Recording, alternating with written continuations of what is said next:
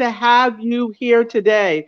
And this is an exciting time for the International Day of Youth as we close it out here in the United States and move into it with India. We have India, Mexico, and the United States.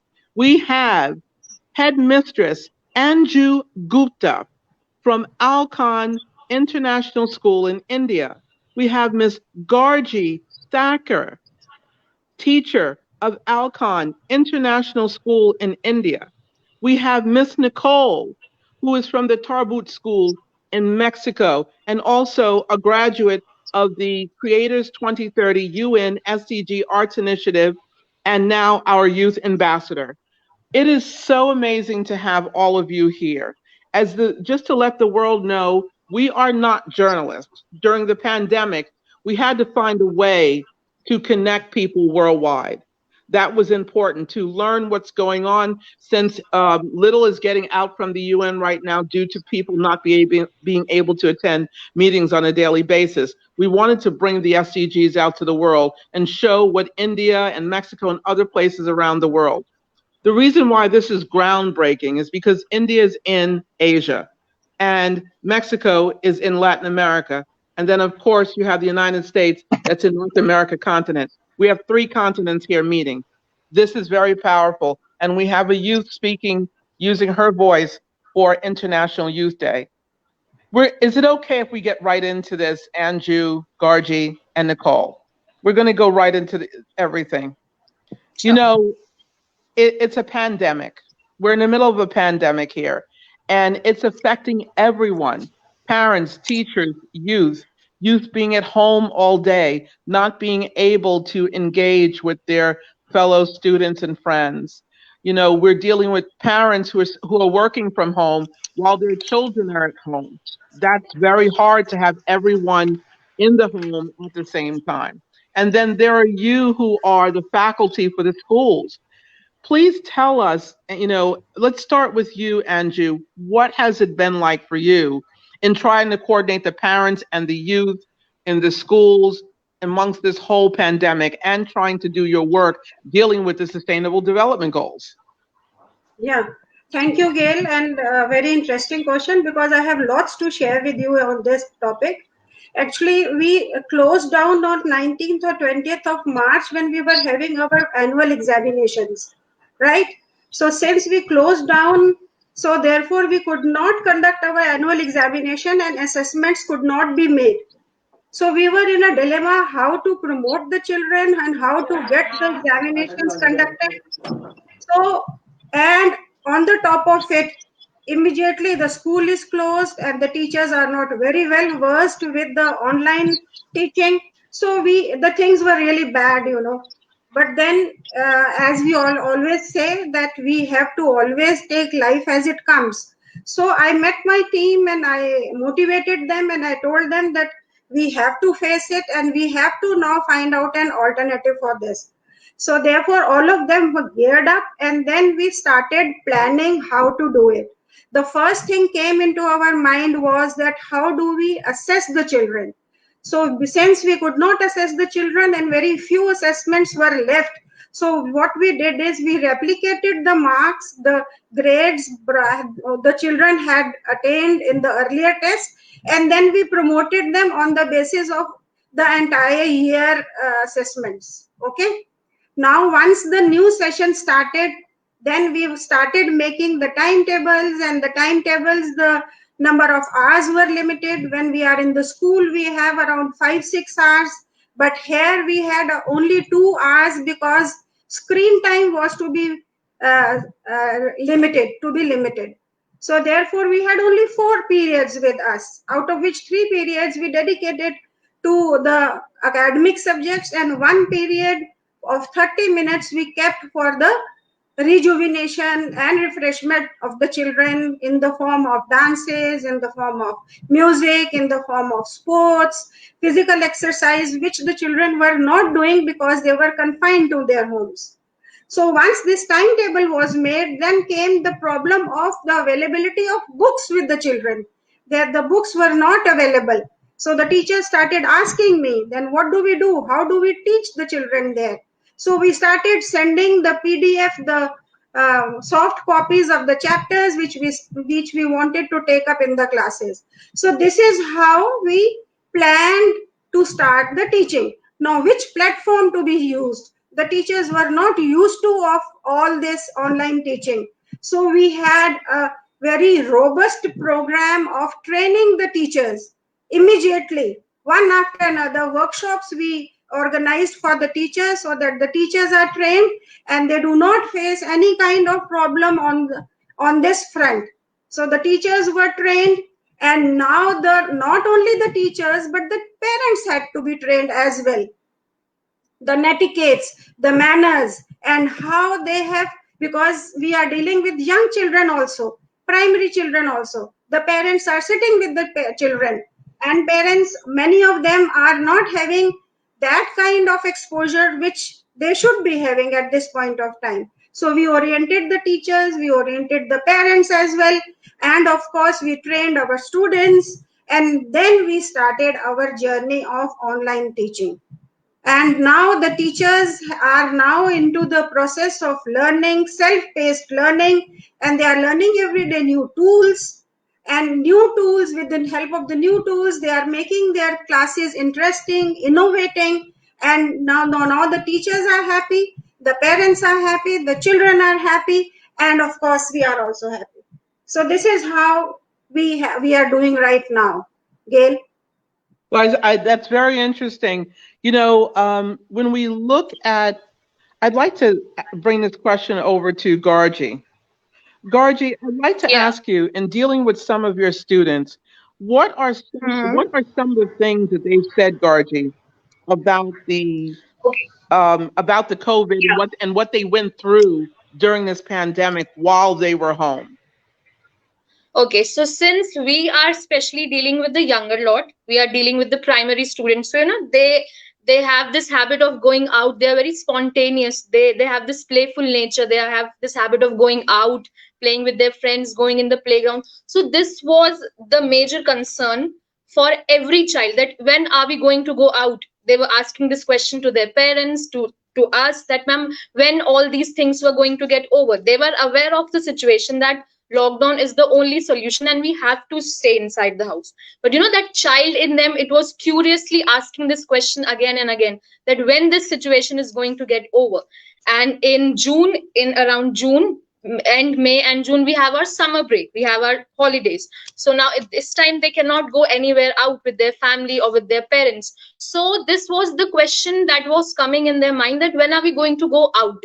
So we had to keep in mind the mental health of the child, that the child should go smoothly through this phase, and handling the child, the mood swings, because in class also at times we observed that the child was not ready to attend the class because they were not able to feel that physical touch of the teacher, and they were missing that physical touch of their peers. So that physical isolation very much affected, I guess, all the students. But then we had our ways of tackling it, like how to go about it. So we gave our summer holidays assignments in a way, like they get more time to spend with their family. We asked them to make videos and to play small games, and we gave theme based assignments. Like one of the subject, the theme was moral values and life skills. So for class 5 we gave fireless cooking. So more than the girls, the boys were taking interest in this activity. So the main message that we as a teachers were trying to give them, that we cannot help whatever is going on, but it's up to us how we find our calm in this chaos, how we keep ourselves stable by indulging ourselves in different activities, by listening to music, develop some new hobby which you were not getting time to do earlier, but now you have time. Read new books and talk to your parents, share your thoughts with them, talk to your teachers, because now through online classes we can have one-to-one interaction with them. And so this online teaching has been a boon in getting a connect with the students, because they can see their friends, they can see their teachers. So this was very helpful. Gargi, I love the fact of something, because one of the things that we teach Nicole and all the other students that we work with around the world, the Creators 2030, the whole focus of it is that we have 3 programs. One is for the youth. they use art as a form of solutions to the Sustainable Development Goals, whatever they see in their community, whether it's sustainable cities, zero hunger, no poverty, or any of that. They use it specifically to showcase the solutions in it. Like one of our young men, one of the young people in our group has developed plastic bricks to build homes.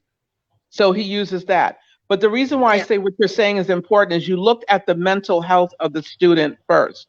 And this is not, and worldwide, we need to look at this. This is something they could learn from your school, and similar schools, there's very few doing that.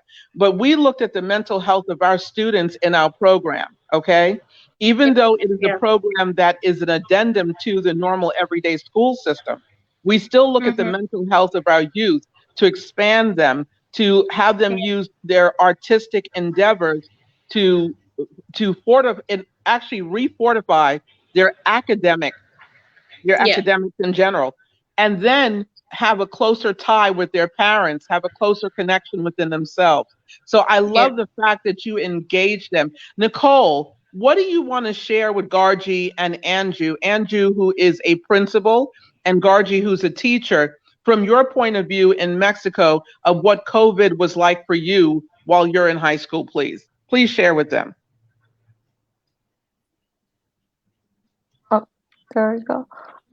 So it was different, you know, because we weren't in school, so you talk less to your friends because, you know, you can't actually see them, so it's harder to get in touch with them.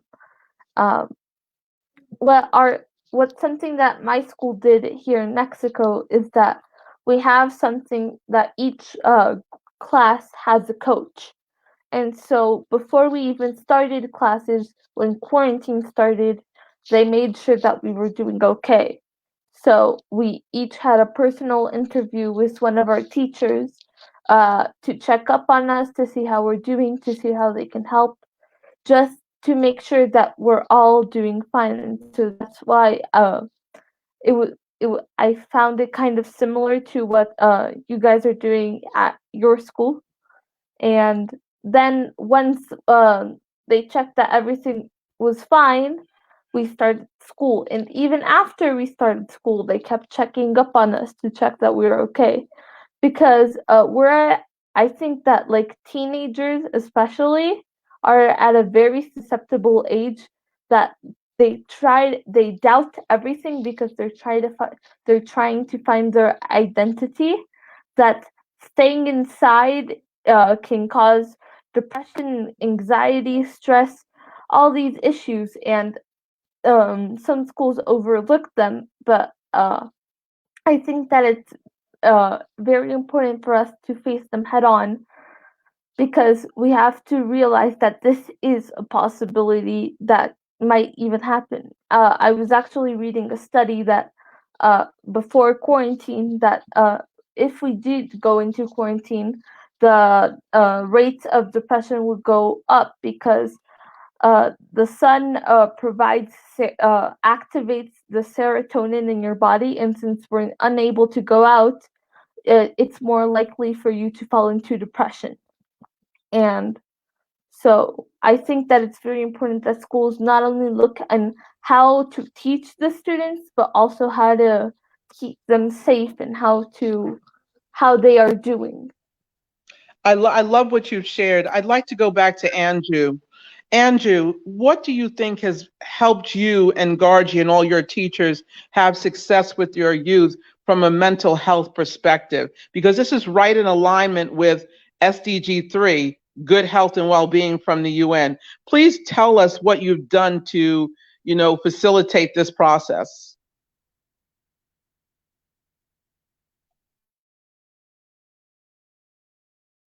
Gail, I think she's muted. Yeah. Thank you, Gail. So we have been taking care of the mental health of the children as well as the teachers. Okay. So for children, as Nicole has already told us that what you have been doing in your schools, I will be just elaborating what we have been doing here. in the morning when we start our classes for 15 minutes, we have a wellness period. Okay, and in this wellness period we have invocation to God, and then some physical exercises, and then some meditation, and then chit chat. You know what the children are missing the most is the company of their friends. So these 15 minutes are allocated for the children to talk to each other, whatever they want to talk to, or to talk to the teacher if they have any problem, or if nothing is there, then we have meditation sessions, we have yoga sessions, and we have wellness period, that is for 15 minutes before we start the teaching. In between all the periods, then we have 10 minutes to 15 minutes break, so that the screen time of the children is less. After every half an hour, we would like the children to switch off the screen, and then we send them video audios, and with the help of those audios, they will be doing the eye exercises, they will be doing the physical exercises, we send them the podcast, and then how they have to do the yoga.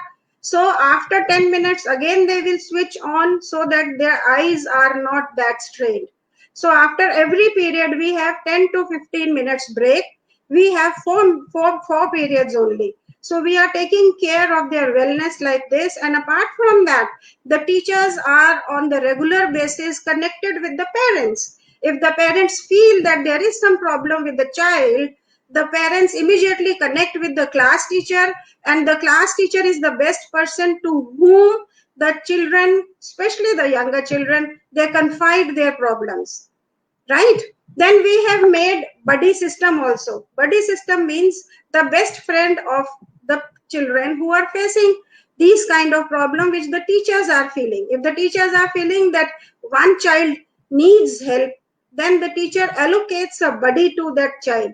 And who is the best friend? You know, the best friend is the one with whom you can always share your problems. So the child shares the problem with the best friend, and the best friend further intimates to the teacher, and the teacher, with the help of parents, then they start counseling and they start taking all the remedial measures.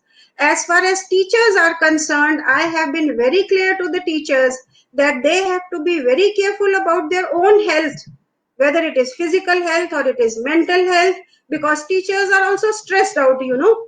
They have to do the entire household work, then they have to take care of their official duties, they have to take care about the mental health of the children, their own children, the children of their class. So I see to it that they are not overburdened. So I fix a proper time limit, that from maybe 9 o'clock to maybe 3 o'clock, or maybe 4 o'clock is the time when you will be called for the classes, when you will be called for the meetings. We will not call you for the meetings after 4 p.m. And on holidays, we take care of the teachers, whatever kind of problems they are facing, we are taking care. We are taking care that they are getting their salaries on time. We are taking care that their mental well-being is to be preserved, so that they are further able to take care of the children. So teachers as well as children, not only this, parents as well. Now here comes the role of the parents, when the parent is sitting with the child when the classes are going on.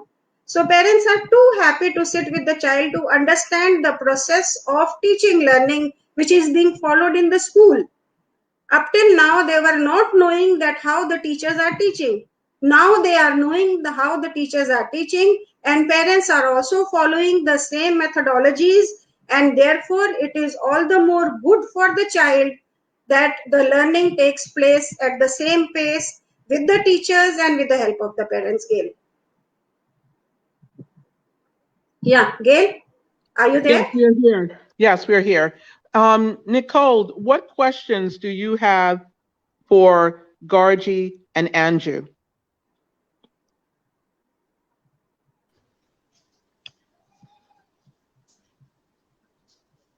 Oh, I'm muted. Okay. How, like, I don't know how big the class sizes are in your school, but how do you guys manage the classes, like the teaching in classes, because I know like with the younger kids, especially like in elementary school, it can get very they can be very active. So how do you manage the kids in the class? I think Gargi can answer that well. Yeah. Yeah. So the class size is basically from 30 to 35 students. Initially it was a bigger challenge when we were teaching on Zoom or we were taking classes on Microsoft Teams. So this was a new experience for them also. They were not in a habit of muting, unmuting themselves, when to answer, how to answer, and when to switch on the camera. So initially this was a bigger challenge, that how to deal with the class through this online platform. But then we planned an advisory which was sent to the parents, and in between the classes the teacher was giving instructions. These are the etiquettes that you have to follow. You have to wait for your turn. You have to behave in the same manner that like you were doing in the physical class. There's an option of raising the hand. You can use that. If there's some doubt you want to clear, you can use your chat box. So these few tips which were continuously given to the students by the heads, by the teachers, and also by the parents, I think this really helped all the teachers in tackling the class. Then second biggest challenge was how to keep up their interest, because in class, in regular school, we have around 7 to 8 hours. We can do ample of activities with them, but here the bigger challenge was we had to keep in mind the screen time, as well as we had to complete the academics also. So it was a bigger challenge for us as a teacher, that what should we do, what should we incorporate in the lesson plan, what innovative activity we should do, so that it creates the interest of the child, and say at the same time the child or he or her should not miss what was going in the actual school. So we have been doing all those activities which were there in the regular school, like we had a literary week, we had Earth Day celebration, and all the important days we have been celebrating with the kids. So this thing should not come in the mind of the child that through these online classes we are only studying and we are only covering the syllabus. So we as a teachers, we as a management, we tried our level best to give all those things to the students, all those activities which were already they were doing in the regular school. So these two things I think really helped us in handling a large group of students. That's quite interesting. That is very interesting. I'd like to go to another level of this. The parents. What has it been like, Gargi, dealing with the parents? I'd love for you and Anju, because I know you have it from two different points of view. Anju being the headmistress, you being the teacher. What I would love to know from both of you, how has it been listening to the parents and what they've had to deal with? Because there's their mental health too, of having the children home all day, having to prepare for dinner, having to prepare for work while they're working from home, and give us take us through the lens, your lens of, how it's been for the parents there, because this is the part that we often don't hear. And Anju, we'd love to hear it from you as the headmistress, dealing with all of it, the teachers, the youth, everything. How has it been for you personally with your own mental health at home, running the school and keeping all of this together? So we'd like to start with you, Gargi. Yeah. So, as I mentioned that initially the lockdown was like we were thrown in the center of the well and we were unaware how to go about it. So it was a challenge for us as a teachers and bigger challenge for the parents, because they were not aware how to go about it. So after training ourselves, we took parents on board. We told them that these are the tools that we are going to use, and this is how you have to teach your child how to go about the technology. Now talking about the mental health, we have been having PTM, the parent interaction meetings with the parents. So initially, when we took it in the month of April, the response was like, ma'am, we can understand how you were dealing with the students in the school, because now we are there with them 24/7. We are seeing you, how you are teaching them, because it's like an impossible task for us to manage the house, to manage the work, and then to look after them. So as a parent, first they gave us this appreciation that, ma'am, it's really commendable how you are handling. Secondly, they were appreciative of the fact that now they are getting more time with their child. like I mentioned previously, that we were designing few activities in a way that the child also get time to spend with the parent. In some of the cases, there are nuclear families and both the parents are working, so the child does not get enough time to spend with the parent. But now the lockdown was like a boon, because they were spending time with their child. They were aware of all the activities, what is the routine of the child, how is the child behaving in the class, what is the pace of the learning. So these were the things that were shared with us through the parents, that ma'am, this thing has affected, and how this has bring positive changes in our lives as a parent. So I think rather than focusing on the negative aspect, we were shared their positive outputs, that these are the feedbacks that we would like to share. So there were many positive feedbacks as well. And Anju, please share with us, what you did yourself, to deal with all of this, and I don't know how you kept it together, dealing with everybody. Please share with us. Yeah, Gail, I would like to tell you that it was a very tough job for me, because I was also not very technical friendly person. So this technology I have been using, but not to this extent which I had to use. So before giving orientation to the teachers, before giving training to the teachers, I had to experience everything myself. If we have to switch on to from Zoom to Microsoft, the heads were given the training first, that here is the training for the heads. So then we were asked whether this is comfortable for you or not. If it is comfortable for us, then we will switch over to the we will extend this to the staff as well. So it was very difficult for me initially, because I have to be 100% techno savvy, which was little difficult for me, but eventually I was able to do it. So lots and lots of time was being spent. My time was being spent. So from when I was going to school, I used to come back by 3:30, 4 o'clock, and I was free at home. But now you must know that we are working 24/7, whether it is 9 p.m. meeting or it is 7 p.m. meeting, because till 1 o'clock the school is on. After that, the teachers have to make the lunch because they are at home. They are expected to serve the lunch. Same goes for me as well. And after the lunch, then they have to take care of the children also. So again, there is another shift. We start around 3:30, 4:30, and initially it was 24/7. But then afterwards I told teachers that this will not do, because you also have their lives. I also have my life. So slowly and steadily now the life is on track, and now we generally we try to wind up by 4:30, even if we have a meeting, not after 4:30 or 5 o'clock. So slowly and steadily I have also adjusted.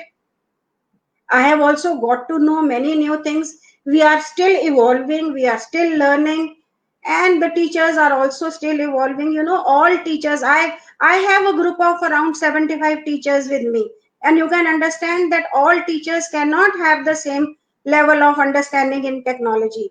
So around 20 to 25% of the teachers were really facing difficulties in switching over to the online platform.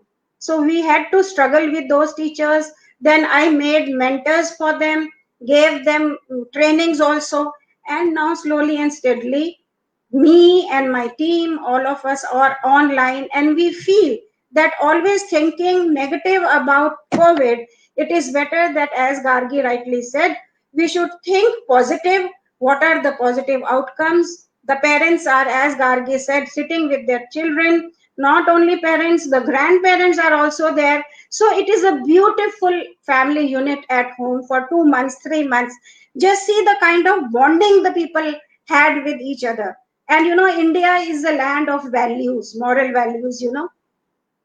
So during this pandemic time, these 2-3 months gave another time to the children, to the parents, so that they can teach values to their children.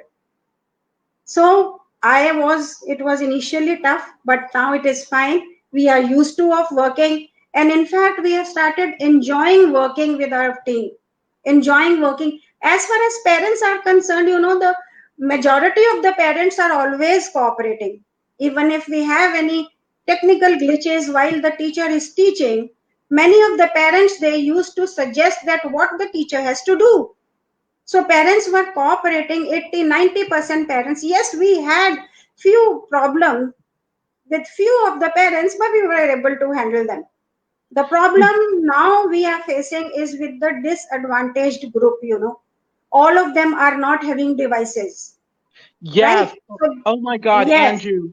We really want to yes, get into that. Andrew, before we do get into that, and because Nicole, as the youth, I want her to ask a lot of the questions today, because International Youth Day is not just today, it's every day. yeah, But before we go to that, there's a woman here by the name of Sunita Rajiv. Should I bring her in? yeah, please do. And shall I bring in Asatha and Ananya Sil? Oh my Hi, gosh. Sunita. Good morning, Namaskar. ma'am. Good morning. Is Sunita also a teacher? Yeah, she is Uh, also a teacher of Alcon International. I'm here Okay. as a trainee because my mentor is here, Miss Sanju Gupta, and I'm her soldier. I always say that, and just could not hold myself from listening to what ma'am is saying. And thank you for this opportunity. God bless you. No, thank you very much.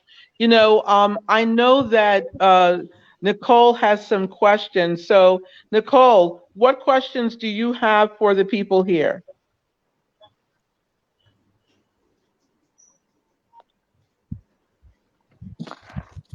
How do you engage youth with Arts for SDG in a virtual environment? Yeah, Sunita, I think you can answer this. Thank you, ma'am. Very nicely, you put your question absolutely correctly. We say in Alcon International, SDG is in our DNA because all our activities are so perfectly aligned, so perfectly tuned, and it's actually inspired and envisioned with SDGs in mind. So if you go back to our school motto, that is Global Perspective Indian Values.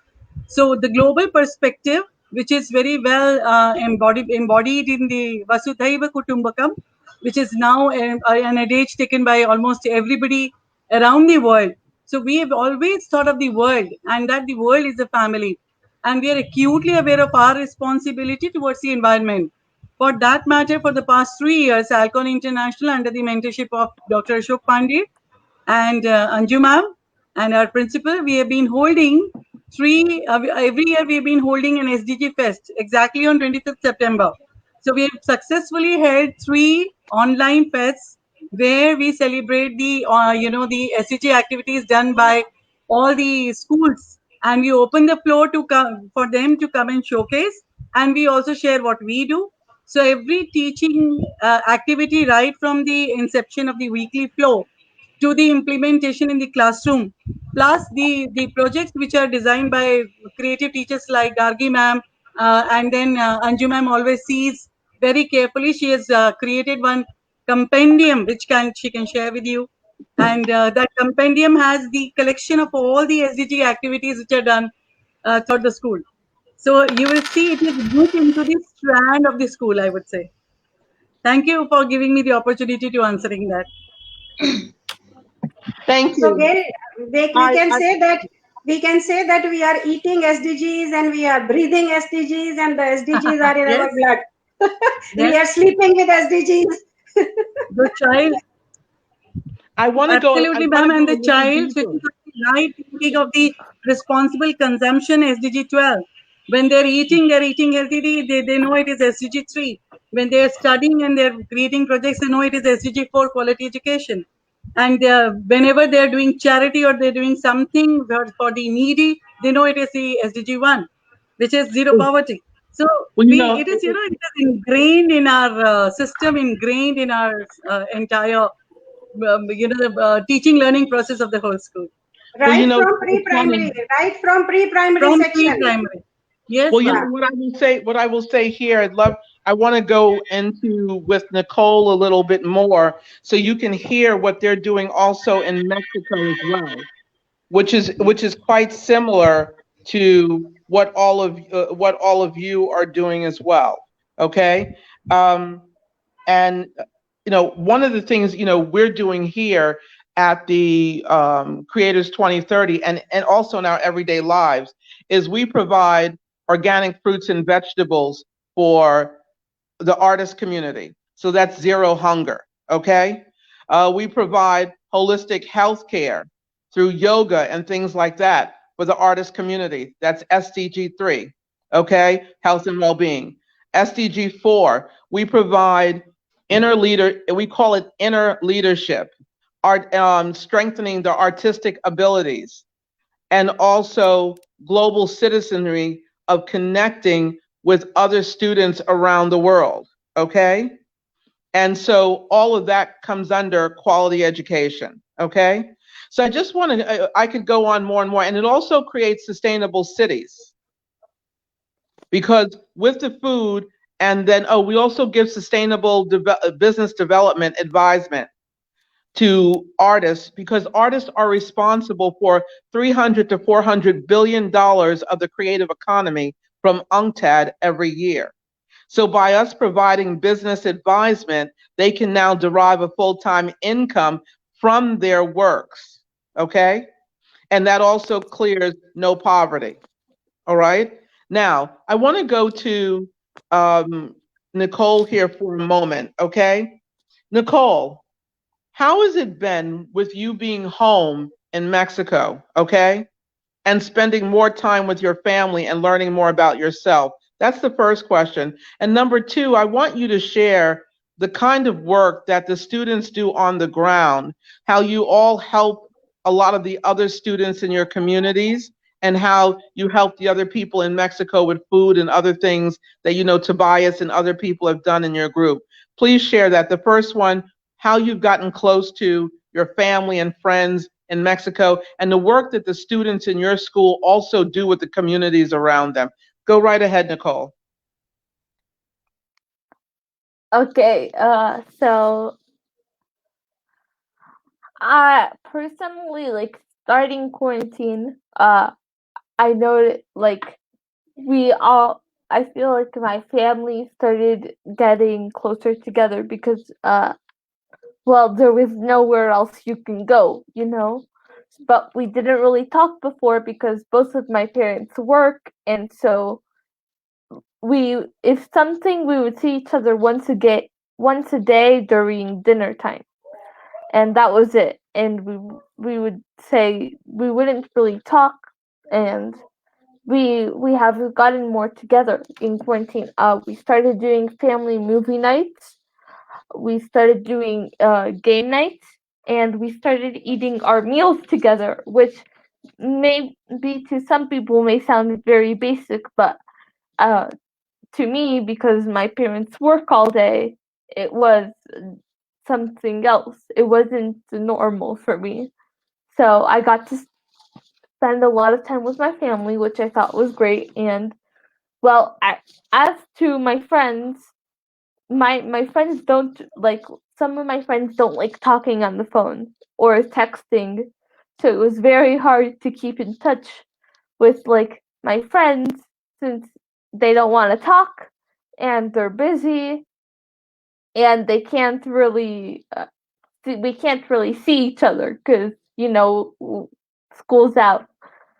So it was kind of difficult in that part because school, maybe you don't like school because you don't like learning, which honestly I love school. I'm a little bit of a nerd, but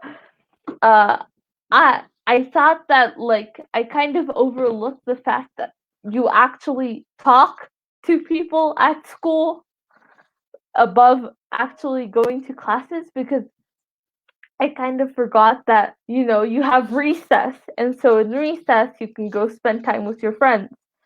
And once that was taken away, it was like, okay, so when do I talk to my friends? Because they might have classes, but how am I supposed to know what time they have classes? How do we all get together in one place? Well, not at one place, but like on a phone call, if we can't really sync each other's schedules up, because maybe you don't get the message on time, or billion different reasons. So that was kind of difficult, and I think that I was always a very introverted person, so I didn't mind being alone, but I feel like for the other kids in my class, it was a big difference because maybe you don't realize it, but you're always with people, and so it doesn't give you time to look into who you are. What are you doing? Like who you are. So I think that this gave a lot of people the opportunity to find out that they like music that they didn't think they liked because they never had the chance to hear, that they want to make movies, that they want to help save the world. I think that's something that we wouldn't have had. Now we have a pause. We can reflect on what we've done and what we can do in the future. And I think that that is one of the pros of being quarantined. That we usually wouldn't stop to smell the roses because our world nowadays moves on so fast that even if your video on your phone is stuck because the internet has a bad connection, if it's stuck for 2 seconds, you just close it. You're like, whatever.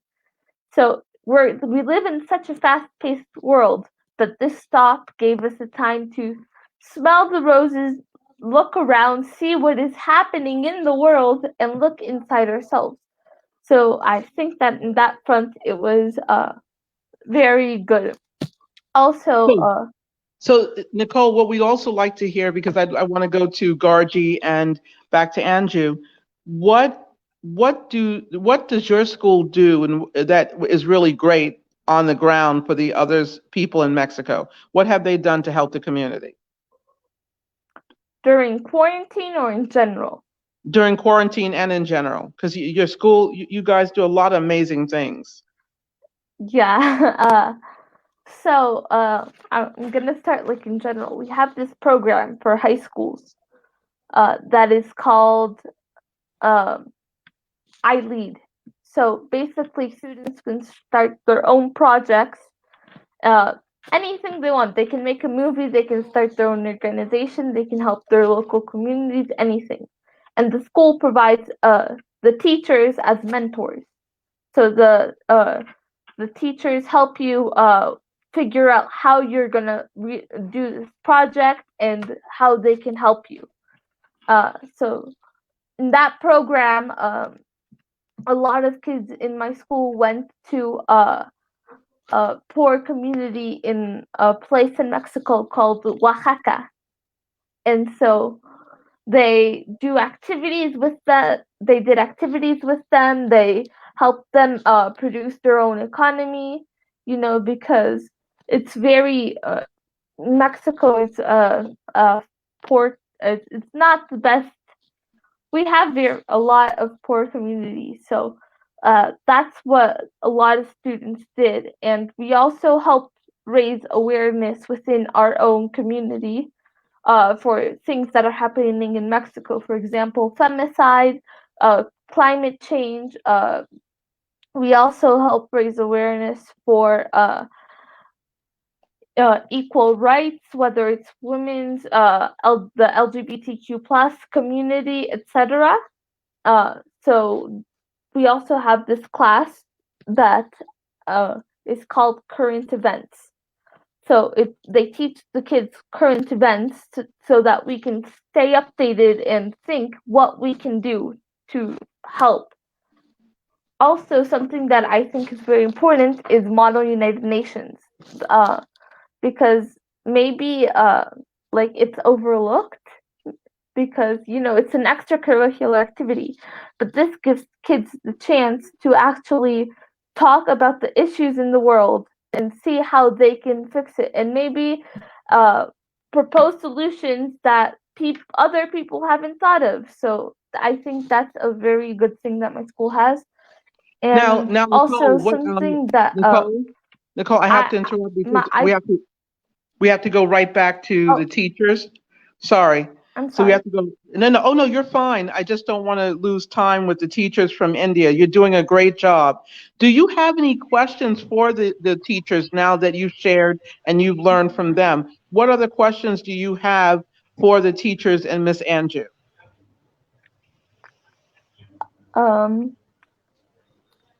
How long did it take to go back to classes once quarantine started?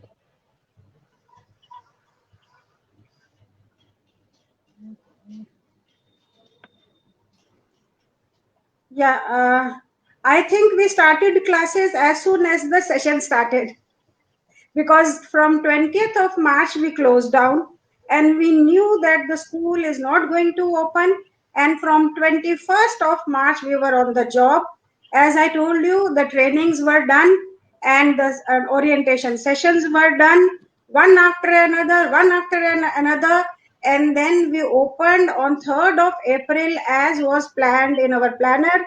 And from 3rd of April itself, right from nursery to class 12th, we started our online classes. We did not waste even a single day. So with the result today, we are very much fine and smooth with our curriculum. We don't have any problems. The curriculum up till now has been going on as per the planned curriculum. So it was not a problem, because we were very alert and we did everything before the school started.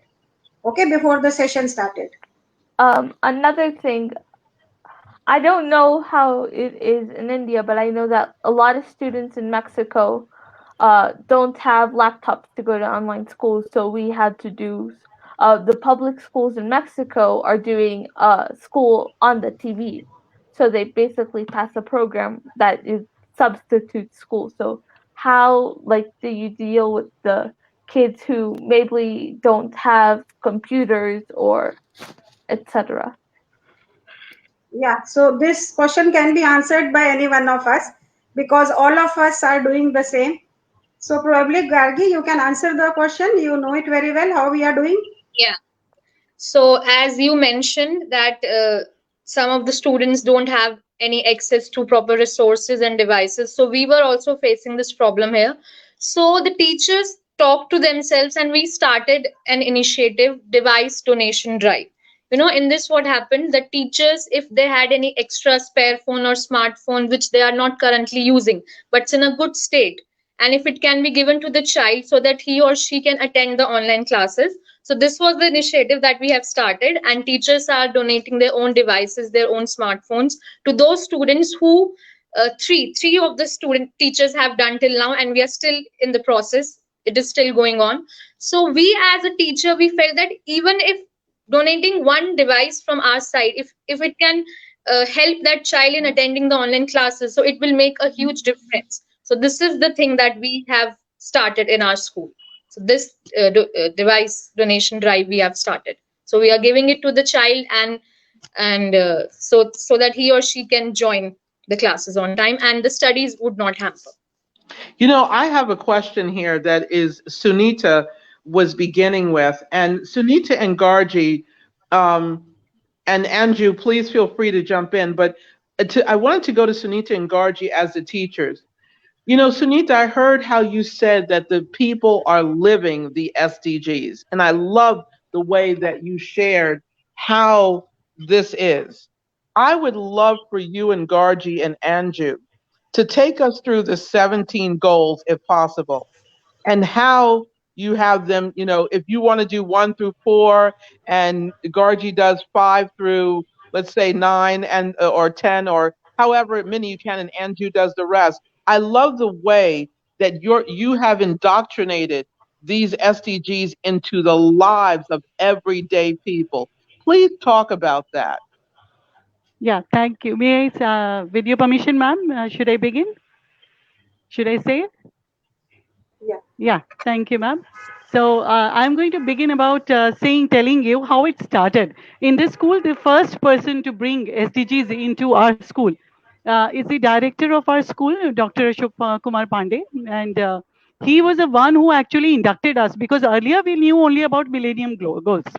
And when he talked about sustainable development goals to the school, it was a new concept entirely for us. We were not, I would say, like it took him almost 5 to 6 months to make us absolutely aware about it. But once we were in, we knew this was something which was actually the soul of Indian culture. Whenever there is any prayer said by any Indian, it is not for himself or herself. It is Sarve Bhavantu Sukhinaha. That means the entire world is enjoys well-being and health and happiness. So nobody prays for himself or herself. So this is something which is akin to our culture, our tradition, our race, our thought, and our philosophy. So it was so easy to take it in our homes when we make the first bread, which we call chapati. The first bread is offered to the cow or to the dog, or it is given away. What I mean to say. So the first offering is taken out for the simple reason because that is how a householder should begin his life. So I'm just beginning. I'll cover 1 to 5, and then Gargi and Anju ma'am can definitely take it over. And 1 to 5, as I talked about no poverty. When we started in our school, the birthday celebrations are always done. Every child's birthday is celebrated. The first task that a child was taught is to take his plate and offer to the sweepers, offer to the helpers, offer to the DDs. We call them DDs because that is a respectful word for the helper who is there in the school. And they were offered the first of the sweets or the toffees, whatever was brought by the child. And then it was a promise taken from the child that you will actually share your birthday gift or birthday party material or the food material with at least 2 needy people. So that is how we started ingraining in them. And since it was done and the parents used to send us photograph or send us some kind of a feedback, that was how the our efforts started. Interact Club is there already established where the children even give their toys, their books, their uniforms, their belongings, which are all collected, and under the mentorship of our scintillating leaders, we share with all the needy schools or the needy in the neighborhood or NGOs who actually distribute them.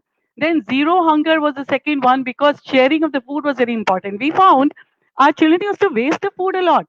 Initially, this is just, I'm taking you back. I mean, this is 2020, 2015, because in our 3 classrooms, the food is distributed, right from nursery, prep, class 1 and 2. The bucket that was picked up by the cook after the children had finished food had lot of leftover food. And then Anju ma'am started visiting the classes and she used to, literally tell the children, how can you waste food? Even if you do not want to eat a complete apple, take half an apple. So we started, sensitizing children, and then we started sending messages to the parents. And in the parenting session, we told the parents also, we are working on this, so kindly reiterate. And this is the way we actually overcome that you are not going to waste food, number one. Two, always share whatever is there with you with somebody. And the children started doing that. And now it is a culture in the school, absolutely easily. And then it was the third one is good health, how beautifully the school invests not only in the health of children, but also the health of teachers and all its fourth class employees. Our school every Saturday, Anju ma'am is sitting here, she organizes a physical training session for the teachers, where it is not simply the health of the physical body, it is for the mind. It starts with the meditation, mental health, and physical well-being is a complete program for the entire school, and the children are sensitized. No teacher is allowed to teach until she has had her breakfast. Because earlier when we did the survey, we found that the teachers were coming empty stomach and they used to wait for the 11 o'clock break to have their tea and biscuit. So it was a static instruction given to teachers that before you enter the class, you should have had your breakfast so that you're full of energy. So that is how we took care of their good health. Quality education is plethora of activities. If I start, I think it'll be evening by the time I end talking about it. And gender equality, we do it very well, ma'am, which is the very well, sir. This gender equality we achieve so beautifully because every person is sensitized, whether it is a boy or a girl, that they have to be absolutely respectful. If there are positions which are held or competitions where we send the participants, we are acutely aware that equal numbers should go, and no gender is talked about or talked to in a very inappropriate manner. So these are the ways we are taking it up. Just one word I'll say about 17th goal, that is collaboration and participation for the partnership for the goals. We are doing that beautifully well because our school has trained me and my Ekta Kandhari, who is my colleague, we had visited and covered 10 schools, sending spreading the word of sustainable development goals in all these schools, and the entire presentation of the school, how we integrate SDGs in our activities. It is always ready, almost in the form of a movie, and we used to sensitize and tell them that you can also do too. So we have covered 10 schools in all, complete NCR Delhi, and sensitized them and motivated them to adopt SDGs, and many schools are doing these activities now. And if you see the website, you will see everything there, right? Thank you so much. Gargi, I think you can add to that. Thank you for giving me that opportunity. Yeah. So I would like to pitch in. I would take the same point which Sunita ma'am mentioned at the beginning, that we are actually eating SDGs, we are sleeping SDGs. So I would mention a very basic example here, that in our class we decided to have green day. Like for 2 days in a week, the child would bring green vegetables. So what happened, that not only the child was taken into loop, but if the mother is cooking the food, so the same food was eaten in the family, the same food was given to the father or the mother if they are going outside.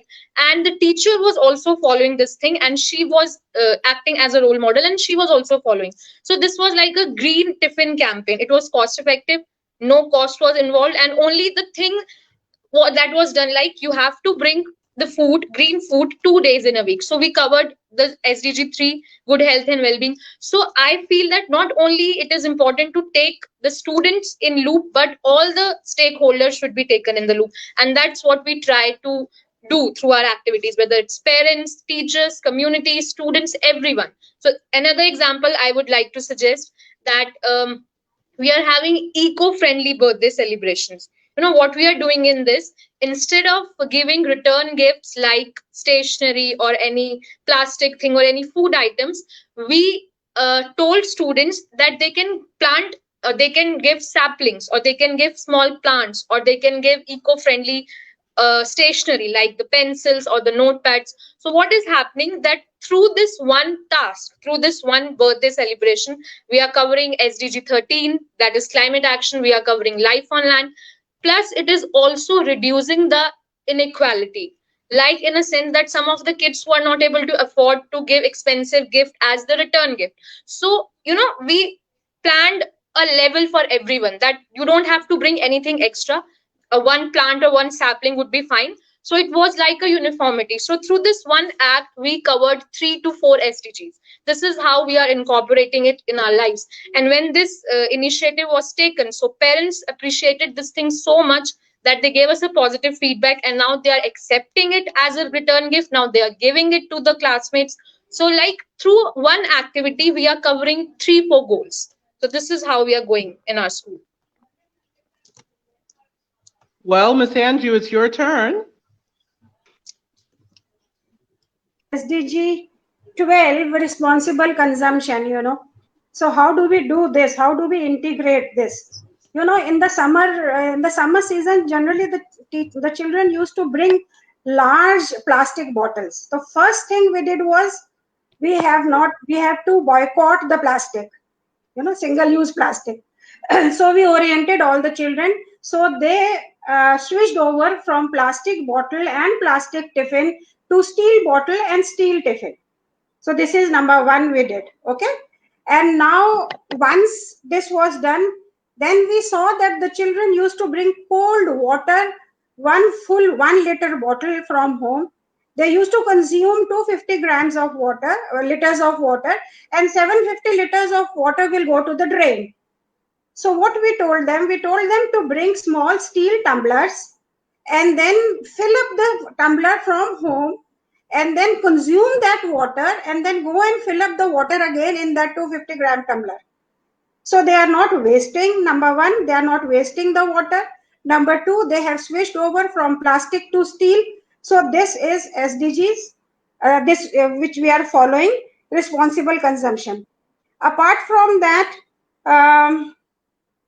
we are also, as she was telling, that we are having mid-meal in the school, mid-meal facility in the school where the children are given food, right? So as Sunita was telling, when I realized that lots of wastage was going on, I started visiting the classes, then I started talking to the teachers, talking to the parents as well. And now with the result, there is zero wastage, and the parents are coming back to us and telling that not only the children finishing the food in the classes, but they are finishing the food at home as well. Their plates at home is also completely done. So this is something which I am very proud of. One more thing I would like to share with all of you, that through the children we are having a very robust parent outreach program. Through children we are trying to reach parents for each and every activity. Now we have Save Electricity campaign we did in our school, and with the help of the children, because we train children that whenever they move out of their rooms, they have to switch off their lights and fans. And through the children, we have been now able to reach to the parents, and children have been able to convince their parents that they have to switch off the lights and fans when not in use. So this is how we are able to reach to the parents. We have around 2,500 children. Now just see that we are able to reach to 5,000 parents through these 2,500 children and their extended families. So we, a group of total 150 teachers, we are so empowered that we are reaching to around 5,000, 7,000, 10,000 people only with the help of a group of 35 students in a class. Wow. That's amazing. Well, one thing, I do want to ask you something, Anju. We have another person here by the name of Asta. Yeah, please. We will bring her on. Yes, please. Yes, she is on. Asta, if you would bring yourself to the video, it would be so great.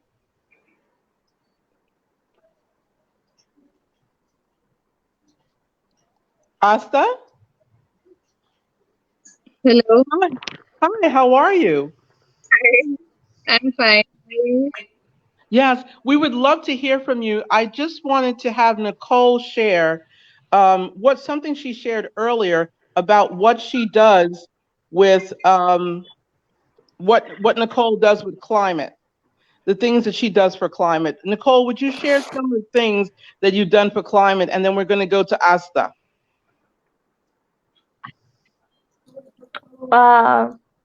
Okay. So first of all, I don't eat meat, whether it's chicken or beef, once a week. And if I do eat meat in a day, I only eat it once a day, because if everyone did that, then we would reduce the quantity of meat, and that could help the climate a lot. Second of all, I don't use plastic bottles. I use either metal or like recyclable plastic that it's organic, that it will, if I ever have to throw it out for whatever reason, it can go back to the earth and actually help the soil. So that's one. And I think that these small actions that we take maybe seem insignificant to us right now, but if we all took these tiny small actions, like not use a plastic straw and use a metal straw, or a plastic or a paper straw, or even a plastic straw that you can reuse, these small actions are the things that are actually gonna help us, because these small actions actually pile up and turn into a big help. And maybe you don't notice it right now, but if we all took these small actions, we'd notice how our environment is improving. And I heard a story once about this boy who used to go down to the sea and at night, because there were starfish who would wash up at night to the sea, and when the sun would rise, they would dry up and die. And so this boy, he went and he threw one starfish back into the ocean, and then another, and then a guy came up to him and asked him, "Why are you throwing these starfish? There's all these. You can't do all of these at once." And the boy said, "Yes, but I'm making a difference for that starfish and that one." And so I think that we think that if we make a change, we have to make this huge, life-changing change that will affect the whole world. But I think that it's the small actions that we take that actually make the biggest difference. Thanks, Nicole. Thank you very much. Asta and Gargi, if you would come back. Asta, we would love for you to share as a teacher from your perspective, you know, what it's, let me just put you, unmute you. We'd love to hear from your perspective how you deal with the SDGs. Well, you know, before we even deal with the SDGs, how you've dealt with the youth and their teachers during this COVID time. Actually, I'm not a teacher. Anju Gupta, I'm a daughter. So I just came chat, and I just want to say that Algon is doing a great job, and I'm so proud of my mother for leading all the teachers there, and that's why I came in. So I would appreciate and see all of you chatting. Thank you. And one thing I do want to ask all of you, have you dealt with any of your friends or family members or any of the youth having their parents contract COVID? Yeah, my sister got COVID. In fact, the entire family was having COVID. And my sister's daughter was to get married on 30th of June. And since she also contracted COVID, so her wedding had to be postponed. But anyhow, they are now fine, fit and fine, and they have donated their plasma as well. There is a plasma donation camp going on nowadays, where the government approaches the all those people who have now recovered to give the plasma, because that plasma is then injected into the people who are now suffering, and then they are able to recover fast. So this it was a little difficult period for them because the wedding has to be postponed, but somehow we have been able to manage. Now the wedding has been again scheduled for the month of December, maybe. Yeah. Hi, I'm gonna say goodbye because it's midnight here in Mexico and I have school in the morning. So thank you, Gail, and bye. So I just wanted to say to all of you, you know, the work you're doing is very important, but what is it's not even just impressive. What is very powerful, it's powerful and empowering. Even to me, you know, I teach students, but I teach them outside of the school infrastructure, okay? So to know the amazing and the beautiful work that you all are doing and the way that you've been able to connect it to this, I love the way you said the soul of India. I'd have to say it's the soul of the people. You've actually integrated it into the soul of the people. You know, I wish people would take life on like this and take it this seriously. Okay, because here, you know, they are taking it seriously, but some people, whether you believe COVID is real or not, some people are not taking the proper precautions, okay? And I love the way that you're not only taking the proper precautions, but you are so organized, you know, that it empowers your students and your parents. It trickles all the way over for the organization. And you know, Gargi, you almost brought tears to my eyes, because when you spoke about the importance of, you know, I say this all the time, you know, when I'm speaking with other people and everywhere, the importance of teachers has never been more important. Students are really appreciating their teachers. I think you heard Nicole say it as well. Missing the teacher, the connection with the teacher. You know, we take for granted, while this technology is great and connecting us all from all around the world, it cannot take the place of Gargi or, Sunita or Anju in the school where the student can run to the teacher and say, Miss Thacker, I need help. You know what I mean? Miss Yeah. Rajiv, or Miss Rajiv, I need help.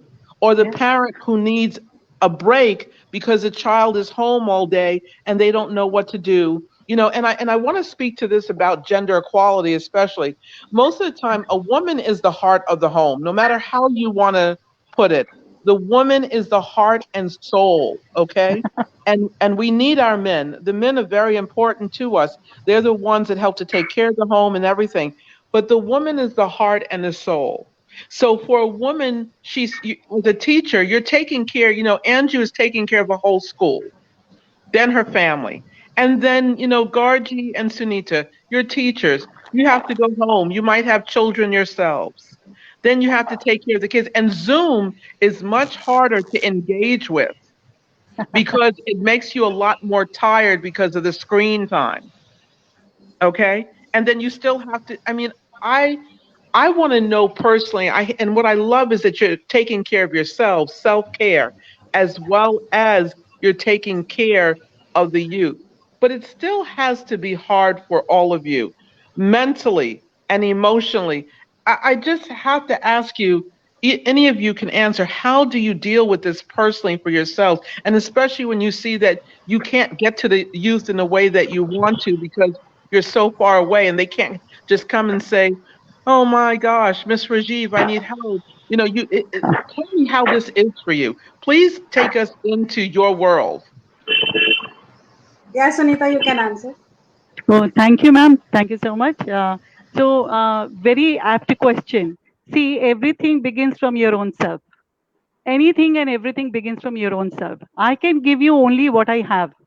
If I do not have the peace in my mind and happiness in my heart, I'll never be able to give anything to you. So, for the teacher, the first thing that we make our teachers realize is this, that invest in yourself, in your mental health, in your happiness, and your physical health. So, this, which I shared with you, that first of all, we need to start working on our own thinking. So, in our staff meetings, you'll be surprised. It's not simply discussion of academics. It's not simply discussion of date sheets. It always ends with a song. It always ends with the music. Why? Because we know very well. For us, the heart is important and the mind is important. So it is the heart, head, and hand. If these three are aligned properly, everything is a cakewalk. I'm telling you, on Gargi's face, you can see there'll be no sign of stress. On Anju ma'am's face, you will see there's a peace. In me, when you are looking at me, we are not able to, nobody is able to fake for say 40 minutes or 1 hour. The face tells you how we have worked upon ourselves, and because we have worked upon ourselves, we've been able to share the same thing with the teams. And investing in them, respecting them, not a single teacher is cornered for any of the flaws. Not that we don't commit mistakes. We do commit mistakes. But we are never cornered in public. We are always advised and counseled in private, but appreciated wholeheartedly in staff meetings. A small thing done by a girl, Gargi, who is sitting here, has won award for zero investment innovations. And the Chinmay Mission, if you know, Aurobindo's ashram, they have a huge, organization, and they always bring forth the teachers who somehow are able to bring or create zero innovations in their classrooms. And Gargi, being such a youngster, because the encouragement is given so much by Anju ma'am and by the leaders of the school, she came forward with her project. She was recognized. This year, I was recognized. Ma'am has already won so many awards and accolades. She's a writer, poetess herself. What I'm trying to convey here is, it is actually a bonhomie of celebrating creativity and supporting each other with love and care. So if that happens, if a teacher is knows for sure that she is not only loved by her husband and her family, she is loved by her colleagues also. So the mantra is simple. We should be, when we take the bag on our shoulders in the morning, there should be joy in our heart. And if the joy is missing, something is wrong with the system. So the leaders of the school, all the in charges, the principal, the director, or the coordinators, they take care and they're groomed by the leaders that your charismatic personality should be so that the teachers want to come to school. So as much as Nicole was dying to come to school, so are we. We are really waiting for the day when we'll be in school. Though we are scared for the students for their safety, but we know how much we are, missing the school. So that is how the things are. If we invest in ourselves and we listen to a lot of talks, we share good readings. We have Horatius Reader Awards just to celebrate reading. So any teacher who reads good shares in the staff. We have 1 to 2 everyday meetings where we not only talk about academics and the problems and the challenges that we face, we ended up with some kind of a song, a music. Somebody sings, somebody talks, somebody brings an inspirational story, and somebody points out something that they have shared on WhatsApp. So these happy endings or these kind of the spiritual endings, I would say, makes the meeting so complete. And then we are ready for the next day. So, ma'am, would you add something to that? Yes, before Miss Anju adds something to that, the power, and I mean, I'm just loving the fact that we are, all women here. Not, I would love a gentleman here too. I'm not saying that, but Yeah. the fact that we're all women here, I love what you said, because what we're saying in essence is you must recharge yourself. You must honor yourself and take care of yourself. Only that through which you know of yourself can you give and can you grow. You cannot give something that you have no knowledge of that you can even provide. So if you don't experience yourself providing something and giving something and loving yourself and that loving and honoring yourself, I tell you, as women, we have to learn that, because when we don't do it and we love our husbands and our children and our jobs and the people in our jobs, and we leave ourselves empty, we become angry from the inside out. And then we begin to give that anger rather than that love. And what I'm seeing is the morale that Anju and all of you have given to one another, that not only in a school setting, I think it's important that there's a transference of that worldwide. And if we are to since you've all been so honest here, the transference of this is that we have to do this amongst ethnicity, amongst culture, and stop looking at each other as lower class or higher class, but lift the person up. Okay? Because without that, we can talk. But what I love about what you're doing is you're not talking. You are actually mitigating and integrating this into actions. I think this is something that Alcon School needs to not only provide as for the youth, quite frankly, Anju and Sunita and Gargi, I think this is something as women, you need to teach other women worldwide. We need to, as a collective, come together, because some of us, even myself, in America, we overwork. It doesn't matter how much money you have. As a woman, as a man, we're overworking. It's about getting, to the next thing. It's about, how much more money can I make? It's about the right home, the right look, um, you know, and what I love, and see, I really want to say this to the public. I want people to really get this. I've been to Chennai and Bangalore. I have done Art of Living. 8, 9 years. So I understand. I'm getting ready to review it soon in a couple of weeks. And I have wore my saris. A woman who is like a mother to me is from India, and I'm American. And I want to say this is important. The women in India are so beautiful, the way that they have their hair, the way that they wear long clothing. They don't need to do a selfie showing all their clothes off. And I want to say this to the young women, because the women of India, I still get my henna tattoos. I love them. And, and things like that. And I'm not just saying that because you're here on from India. I just had my henna tattoo done last week. And so my point is that the beauty is seen inside out. I know that India and other places have their challenges just like any place else. But, the women who are, let's say, in the Caribbean, like Puerto Rico, they always keep themselves very well groomed. They always keep their nails, their hair, everything, their family. oriented. In Thailand, the women keep themselves a certain way.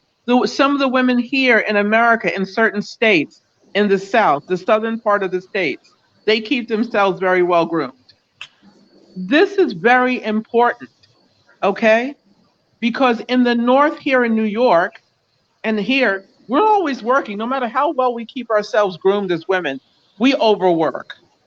We're not, and I think hearing it from you, I wish I could bring you together with women who are from the southern part of the United States. In fact, instead of wishing, I'm going to do it. Because I think that what you have to offer and they have to offer is so powerful. You're not only, this goes a long way, and I'm sorry to talk this long, but I have to say this. You're not only taking it into the schools, you're practicing it in your homes. You're practicing it with each other as a faculty. You're practicing it with each other as friends. You're then going home and practicing it. Your daughter, Andrew's daughter, is acknowledging her mother because she's inspired by her mother. Your children are inspired by you. This is very powerful. Andrew, I'm sorry. I'm going to, please go ahead. But I had to share that because I'm a very direct person. And when people live what they speak, that really, really resonates with me personally. That means something. And Sunita said it so eloquently. We have to live who we are. Representative John Lewis, who marched with Martin Luther King, just died. And they said, why was he able to relate to not only people who were of color? He met Gandhi's grandson and all of these other people. Why? Because he lived what it was to go through of being a leader through the most treacherous times into where he is now. So as he aged, he was able to love everyone because he saw what it was when love wasn't present. Beautiful. So, Andrew, please really share with us anything else that you think or the teachers need to know. This platform is yours anytime. Sure.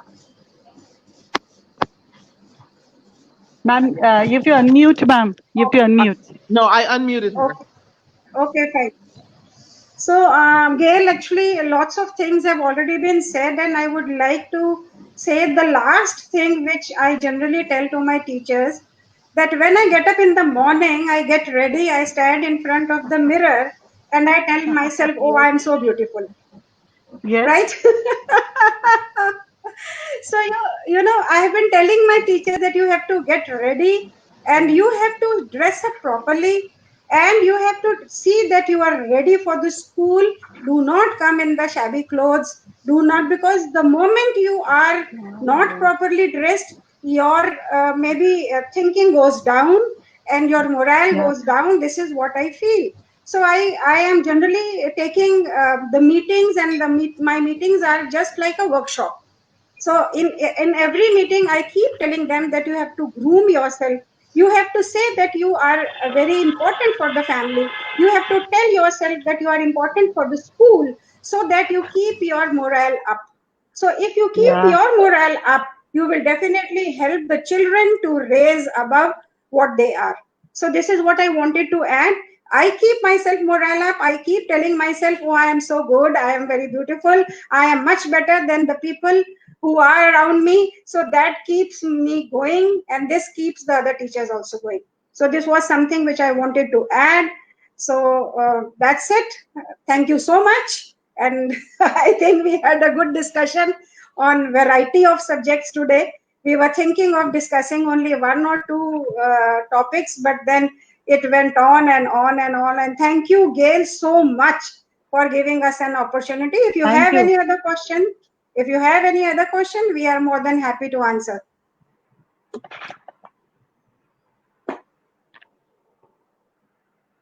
Hello, are you there? My question for Gargi. Yeah. While it's great that we're talking about all the amazing things, okay? I want to know some of the toughest challenges that you've had to deal with as one of the last questions, the toughest challenge you've had to deal with, a mother and a child, and that you helped you, even though it was a challenge, you, the mother, and the child overcame it. Okay, so here I would like to answer as a teacher first and then as an individual. So, I always think, and it has been taught to us by our mentors also, that teaching is the most noblest profession, because teaching is the profession that gives birth to all other professions. So, whenever we teach, we always think that the future is sitting in my class, right? So, before teaching them or before interacting with them, it's up to us how we maintain our calm even in this chaos, because this is the new normal and we cannot do anything about it. But it is up to us how we maintain that mindset, how we indulge ourselves in different things that, to distract our mind, and to keep on telling this thing to us that this too shall pass, because nothing is permanent. This one phase, if we will listen or see to this thing, if we are happy, then we'll become sad, and if we are sad, then we'll become happy, because these three words, that this too shall pass. So it's up to us how we find our own calm in this chaos, and I think then only we'll be able to transfer it to our students. Now, coming to my role apart from a teacher, since I'm still single and I have a joint family, so I got the opportunity to spend more time with my grandparents, with my cousins. Initially, I used to come back from home and I was just either with my work or in my phone, and I hardly used to talk to my parents or my cousins. But this thing has obviously, it has affected the mental health in a negative way, because I never thought that I would miss commuting in a metro, because this was such a basic thing that we were taking it for granted. But now I'm not able to go out. So it has given us a chance to look after the things that, to appreciate those small moments which we were taking for granted. Going out, meeting with friends, going out in a metro, or talking to us. So now it's up to us how we take it. It's up to us if we have to take it as a problem or we have to find out the solution. We used to go out for birthday celebration, but now we cannot do so. Now we are having our birthday celebrations on Zoom or through video call. So it's up to us how we find our own ways, to handle this challenge and to handle this problem. So this is what I feel, that you need to maintain your calm in this chaos. Wow. Andrew, I wanted to ask you something in particular, and then I had one last question for Sunita, and that's it. Andrew, I want to ask you, you said something very interesting. A teacher comes into you, you tell them to uplift themselves. What if they're a great teacher, but they don't have the wherewithal to fix themselves up in a very beautiful way? But they're a good teacher and they have the education, but they don't have the money to do certain things. What do you tell a teacher like that who doesn't have enough money to keep their appearance up the way they would like to, but yet they're still a very positive person? Yeah. So as I told you earlier also, that the teachers are donating the devices to the children. So do you think that we won't be doing anything for the teachers? Yes, there were teachers who had some problems, and then we said, fine, you go on and buy the laptops or the devices, and then right now we will be paying from the school fund, and then afterwards, after 2-3 months, in case you are not able to do, after 2-3 months, you can pay us back in installments. So this is what we could have done for them. So the immediate requirement of teachers having the laptops or having the devices was immediately met as soon as any teacher came to us that this is the problem. We immediately helped them out. We funded them, and they got the laptops, they got the devices, and immediately the immediate problem was solved there and then. And now after 2 months, when we have asked them and we have taken an application from them that after 2 months or after 3 months, in how many easy installments they can pay back to the school, we will start having the installments from them. We will not do until unless the teacher tells us and comes and tells us that yes, now I am in a position to pay back. This is how we help them. And as far as technology is concerned, I told you that we had made buddies for the teachers also. The teachers who are good in technology, they had been taking the workshops of the teachers who were not so good, and all of them are now at par. I'm so very happy about it. But now, Anju, do you even provide a fund for teachers who may not have enough money to get the clothing? I mean, they're excellent teachers, excellent, may have gone to the best schools. And I don't know if the caste system still works like that, but do you help teachers who have gone to good schools and everything, but they just don't have money maybe for all the nice clothing and things like that? As far as clothing is concerned, well, I can talk about the teachers of my school. They haven't approached us for that. They did approach us for the laptops and for the devices, for which we have helped them. But as far as clothing and other requirements are concerned, I think they have been able to manage it. Okay. This all I can say is thank you. Thank you so much, all of you. And Sunita, you're such a beautiful spirit. Well, thank you. Thank you so much. God bless you. All of you you're not just teachers, you're amazing women, very powerful, inspiring, loving women who have dignity, respect, and you know what I love about you too? You're very determined with the work that you do, to show what you're doing and how you're getting things out there. Anju, someone by the name of Tanu Mathur has just joined. Should I have them say a word?